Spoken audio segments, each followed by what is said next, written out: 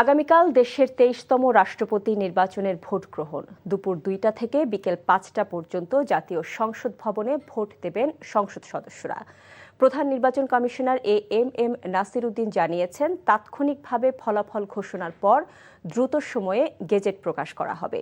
এদিকে প্রধানমন্ত্রী ও সংসদ নেতা তারেক রহমানের সভাপতিত্বে সরকার দলীয় সংসদ সদস্যদের সভা শেষে চিফ হুইপ জানিয়েছেন, শুক্রবার সন্ধ্যায় শপথ নেবেন নতুন রাষ্ট্রপতি। ইফতেখার রেজা রিপোর্ট।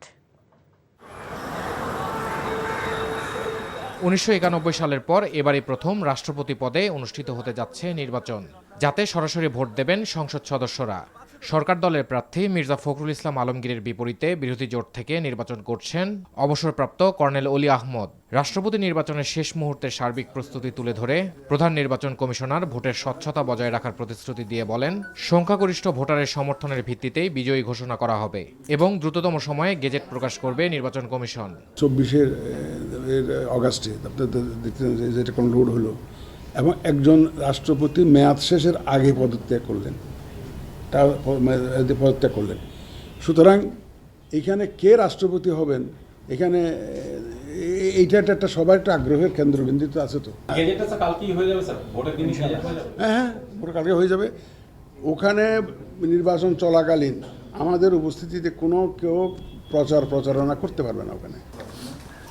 আর সংসদ ভবনে প্রধানমন্ত্রী ও সংসদ নেতা তারেক রহমানের সভাপতিত্বে সরকার দলীয় সংসদ সদস্যদের সভা শেষে জাতীয় সংসদের চিফ হুইপ নুরুল ইসলাম মনি সাংবাদিকদের বলেন, সরকার ও বিরোধী দল মিলে গণতন্ত্রকে স্থায়ী রূপ দিতে চায়।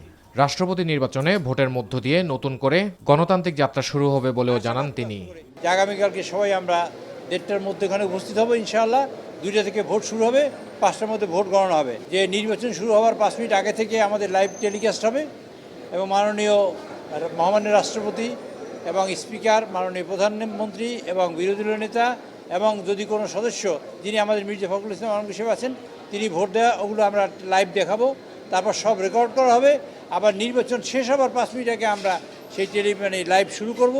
আবার নির্বাচনের ফলাফল ঘোষণা করা হবে এবং ফলাফলের পরে সেখানে ফল ঘোষণা করা হবে। এই পর্যন্ত আমরা লাইভ দেখাবো কালকে।